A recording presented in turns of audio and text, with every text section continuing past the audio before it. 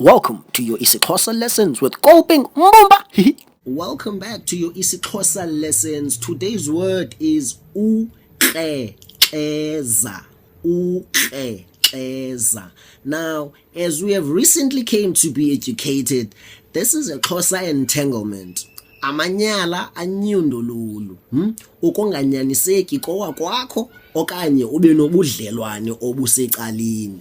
Whether you're married or you have a mathe, entanglements have a way of coming out in time, especially ones committed by wives of men in black, bamadoda, abafazi, bamadoda, ebumnyameni.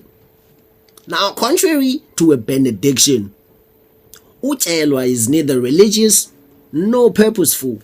It occurs when you go on a pursuit of happiness outside your marriage or relationship.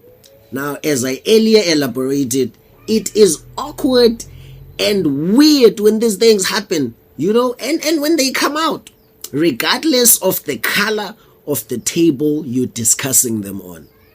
Ukrexeza, pronounced Ukrexeza.